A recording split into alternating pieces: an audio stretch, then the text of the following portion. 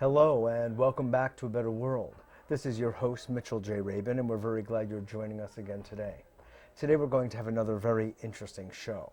We are on location in Serra Monastery in Malibu, and we're seated with Ray Caamano, who is the main inventor of this most interesting technology called the iCap release meter. Ray has been on this track of understanding how the brain works, how our emotions work, what their interface is, and just how is it that we human beings can become freer, more relaxed, and basically happier, more able to realize our life's dreams. Using this incredible technology, he is helping people literally around the world get closer to and realize their dreams. So we're very glad to have you on our show today, Ray. Thank you for having me, Mitchell. Because we all want to realize our dreams. We all want to be free. Yes, we do. all want to actually come to a point in our own consciousness, cultivation, and awareness that we're not tied down to the past or projections into the future. Right. So how is it? What are the constituent parts of this? What is it that you've actually managed to achieve here? Well, the biggest enabling factor is the actual sensor technology, and it's the newest addition to this whole process. It happens to be the smallest, the lightest, and it's dry, it's wireless, makes it very easy to use, and thereby allowing people to use it in any setting outside of. It's a neurofeedback device. It's neurofeedback, right? Okay. So in that category, it's the smallest and the lightest and the most portable. Right. So neurofeedback being brain waves, reading brain waves, and we have identified changes that happen in the prefrontal cortex when a person is accessing thoughts from the past and when they're in the present moment without accessing thoughts from the past, which is what's the difference in where the brain waves show up? Well, they change in the prefrontal cortex. They change from one type of a pattern to another. Oh, what their configuration would be? Yeah. And that's what we illustrate to the people that have release meters on the screen. So there is a ball that tells you when you're getting, it's very simple. In contrast to typical other EEG interfaces, there's so much information being displayed that one wouldn't know very well how to manipulate it. Would have to interpret it. You'd need a clinician or someone who's trained in the field to tell you what happened, and the whole kind of technology experience in its present state before this was, goop on your head, wired to a computer, pretty expensive devices, Definitely. big strap on your head holding all the electrodes on. Definitely. Tens of thousands of dollars, actually, they typically do cost. Right. What is this measuring? How would you describe that? It's measuring a change in the prefrontal cortex, and it's part of our release meter algorithm. Is it galvanic skin response? Is it somehow tuning into the nervous system? Is it heart rate variability? It's not galvanic skin response, and it's not heart rate variability. It's actual brain waves, electrical activity. So like an EEG. It is an EEG. It is an EEG. Yes. Okay. So, it's the highest level of measurement because all the other things are downstream. Yes. So you're able to measure not just the size of the wave, but even the configuration or the quality or shape of the wave. Right. Is that it? And the frequencies, yeah. And the frequency. So what are the correlations between someone being, let's say, having a thought of the past, of an upsetting emotional incident, and another wave that is free from that? What is it that you're looking for? There's a different quality to the wave. It's a different frequency band, and it's different in its shape. I mean, that particular part of it is not really my field of expertise. We had the algorithm developed, but I do know that much about it. And it really is a change that happens in the prefrontal cortex. So it's very, very easy to see, and anyone who puts one of these on becomes a believer very quickly. Is that so? Because they don't have to speak about it. They just, an emotion comes up, and the meter will rise, and when they get peaceful about it, it'll go low. So let's just say I have this on. Let's see. Flip it over. It's upside down. Oh, so this is This goes here, that module. right. Oh, okay, on the There you right go. Temple. Yeah. temple. There you Okay, go. And I'm left-handed. Bring this around to so the third eye position. this here. Yes. Okay. To the right there. There you go. Okay, very good. And then goes this- up a little maybe, yeah, like Thank that. you. Okay, and on the ear clip. I move my third eye around sometimes. I so. know. This gets clipped to the ear. Yeah. Okay. Let's see here. I need a little help here. There you go. Very good. Oops, hold on. So my ear is grounding it. Yes, that's the reference. Right. And then there's it's got a wireless relationship then Yeah.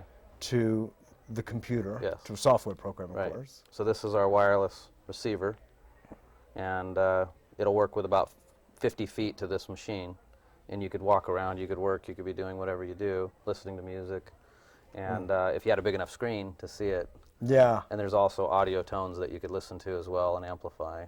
So as I'm basically living my life within 15 feet of 50 feet, yeah. of the screen, or well, actually of the wireless connection, I can see how I'm being affected and dealing with relating to my environment. Exactly. How much reactivity you have to it. How much reactivity. Right. And we find the more you put that in your awareness, the more you do something about it. The more you can lower your reactivity. I see. So by my frequent, no pun intended, use of the meter, my reactivity can go lower, like a phone rings or an upsetting, what would have been an upsetting event occurs in the room or on a call or something like that. All of that just shifts. Yes. There's another component which we haven't talked about yet, which is embedded in the system, which was something that's missing in all other systems, which is a method to achieve quieting of those things. And the method that we've licensed and embedded is the best that we have found, and it's called the release technique. And describe, we've had Larry Crane on the show, Yeah. but for our audience, if you could recap that. Well, the release technique was developed by a man named Lester Levinson in over a period of years, but he had a near-death experience in 1952 at the age of 42 years old, and he was a physicist, and he made a profound discovery of actually how to get himself healthy again. He was actually pronounced that he would only have 2 dead. weeks to live, pretty much pronounced dead, but with a little time frame, which would stir most of us up pretty good. So he had to face all his... He had a reaction. Yeah. He didn't want to die, and he was very much afraid of dying, and there are tapes that talk about, in his own words, his life story. But he did find a way of ridding himself of all of those unwanted, fearful feelings, and as he put it, non-love feelings. He also found that a lot of it was related to his past relationships and how he felt about people that he had known in his life, and he found out that he could change that he could release those unwanted feelings, as he put it, or let go. Yeah. And he did it. He did it all completely within 3 months, and reached a profound state of realization and peace that he rested in for another continuing 40 years. But he is one of the few that wanted to reach back and help, as he put it, the rest of him find this freedom. And so that became... Meaning us. Yes, Right. And so that became developed as what we know today as the release technique, and Lawrence Crane has done a tremendous amount of development to the actual technique, with hundreds of, or now what amounts to be, I think, over 100,000 people now that he has, educated in the technique. Sure. So what Larry has committed his life to Yes. the promulgation Yes. of the technique and people using it. Yeah. And I had my own very stressful experience some years ago, and I became dedicated my life now to the propagation of the method and technologies to help, because I didn't want what happened to me to happen to anyone else, and I understand at that point what happened to Lester and many other people that I have known, It's kind of a hard experience to put into words. Many of us have experienced these things, and some of us are experiencing variations of these unwanted experiences. And I just got very determined to create a way that we could unwind those very quickly and not spend much time with that. You know? Yeah, exactly. So, Do you want to say more about that, or is that? you know, I'll encapsulate it somewhat. But several years ago, I lost a company that was a life dream that I had, and it was to do in the field of energy technologies. And it was what I still believe today. I think it is the most efficient motor or generator technology known.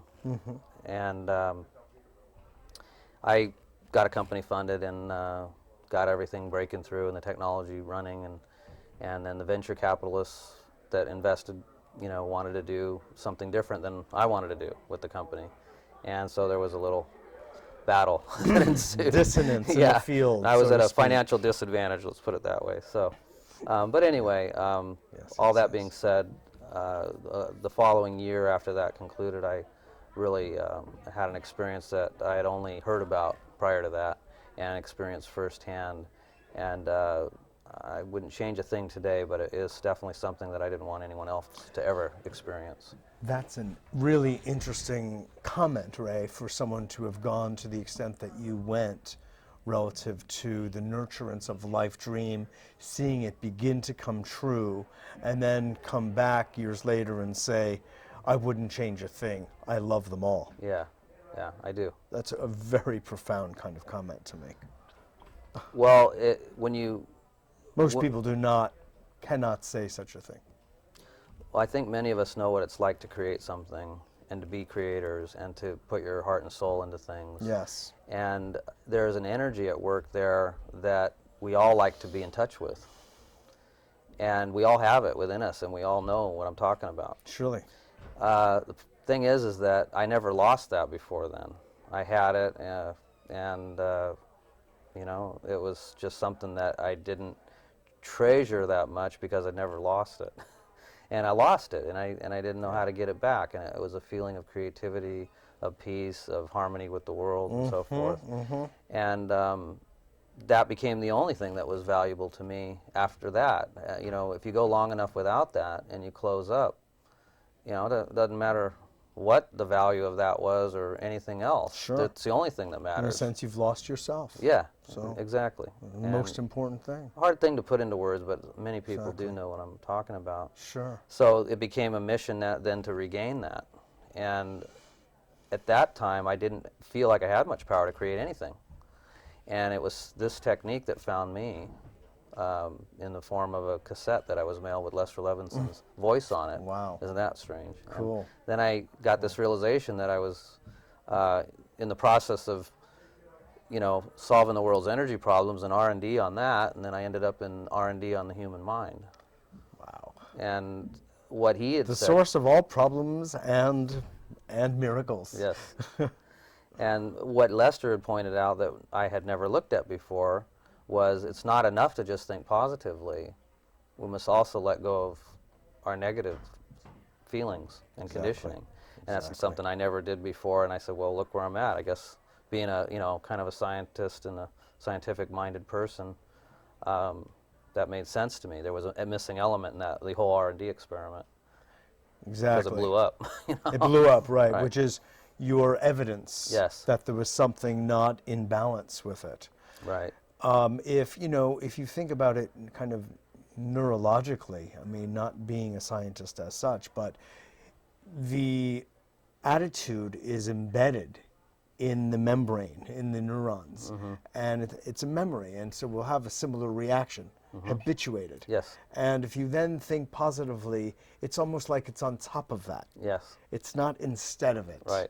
So you must remove the old software, if Right. you will, from the biocomputer Or the virus. Yeah. or the virus and put in what you want. Exactly. Otherwise, there'll be like a skip in the record, if you will. Well, the thing that he had also Does that explanation absolutely correlate with your understanding? absolutely. Okay. Underneath it all is the fact that we are infinite. So Very true. the part of the software that you were speaking of that didn't work was a shell that we built that was false. Yes. And as long as that shell is intact, we have a hard time experiencing what's unlimited underneath it in our experience. Absolutely. And so if we try to pile something on top of something that isn't working, Exactly. that something that isn't working will kind of unravel it. That's And right. so it makes it very difficult. Infinitely, by the way, Yes. because we are infinite.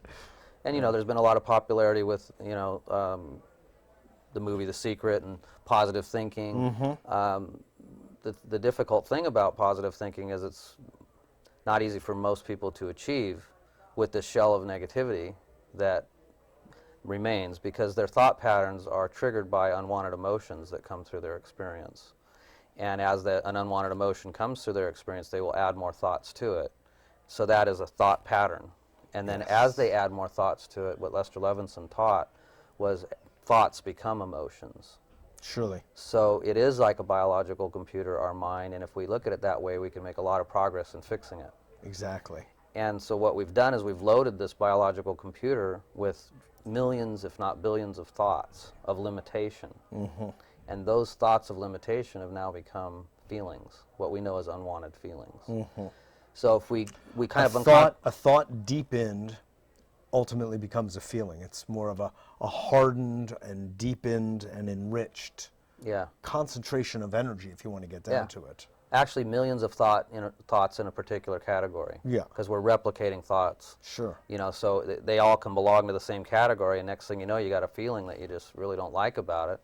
Well, on the other side of the ledger, to feel passionate about something is why it's so very exciting, because we've taken an idea that we've crystallized into something that motivates us and brings us forth. Right.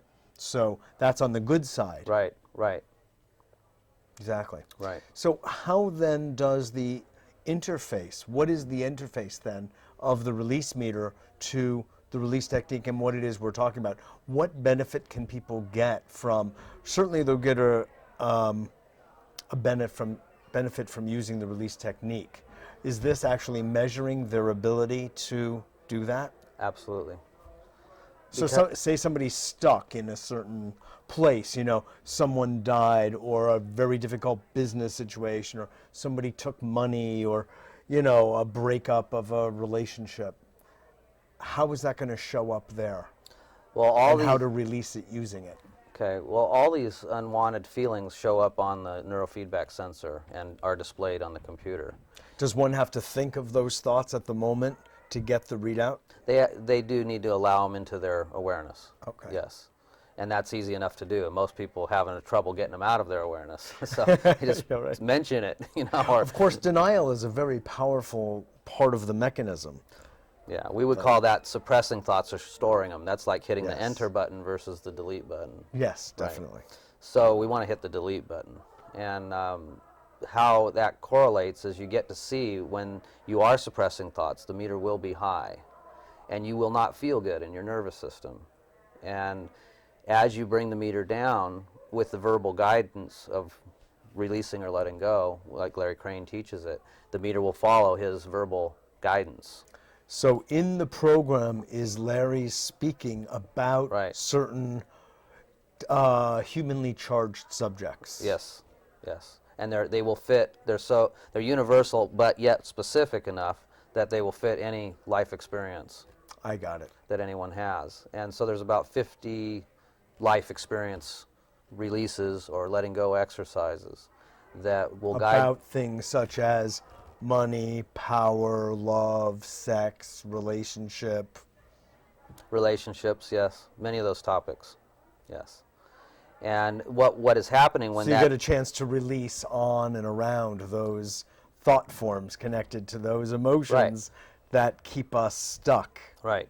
And they call them up. They call up the feelings. So you can access anything in your subconscious mind just with questions. By calling, definitely. And it's a self-inquiry process. So if certain questions are asked to any individual, those feelings will come into their awareness that are related, or those thoughts that have now become feelings. Right. The key is with this, you're guided to release them. You're guided to let them go while they're coming up. So you're being run through what we'll call discharge cycles. And you will get a score at the end of that process. And you'll run the process again and get a lower score and a lower score. And maybe you'll dig into something that might get higher scores for a while, but eventually... It's like, would you say, Ray, it's peeling back the layers of an onion. So Yeah. even if it's going lower and lower, lower, it's almost like and then it spikes up. Right. You've hit upon a deeper neuromuscular level memory. Right, exactly. That now has to be worked Right. with. We call it cleaning it up. So we clean it up, and which is just repeating the process, and then you'll find out that meter will go lower than it ever did before, and that you'll equate to the feeling of peacefulness, the feeling of being centered, the feeling of being unlimited. And when you get through some of the initial things that are in your awareness, you start to get that feeling, and then you start to spread it out to where it's more often. Across the board of one's life. You unravel everything that bothers you, because you can do it on one thing, you can do it on everything. Eventually, you come to a place where you're imperturbable. What Lester Levinson has spoken about Right. many a time. Now, what has been your experience you go to these workshops and retreats, and what have you seen? I've seen incredible transformations before my eyes, hundreds of people.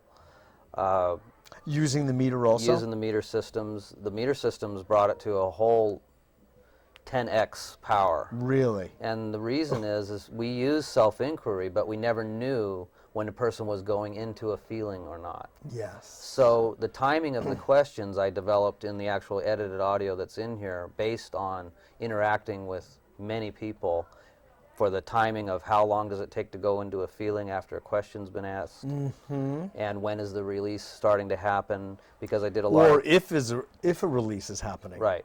Sometimes people may think it's happening, Right. but it's not happening. Right. And this really reflects back. Absolutely. So a lot of the algorithms and the timings that are in the audios were developed through the process of facilitating observation. people. Yeah. Wow. That's, it's really interesting, because psychotherapy and different body work modalities and all of this, everybody has done a fair amount of work on themselves, in certain group interested populations among, let's say, the cultural creatives, which number in the tens of millions. And people often feel that they have dealt with the issues having to do with their mother or their father or their sibling or their past lover or past wife or husband. And they say, I've been in therapy, I've done that, I've dealt with it, been there, done that. And then they could come here and see whether or not that's actually so. Absolutely. Or to what extent it's so, and to what extent it's not. Absolutely. The thing about it is that a lot of That's people... very powerful. It's extremely powerful. I mean, that sort of like puts a measurement ticker on any number of different therapies and basically the way we lead our lives. Absolutely. And the thing is that many people who really need this help will not seek out those people to help them. And yes, true. I being one of them. I don't want to talk to anybody about what I was going through. But I will work with a computer. Yeah.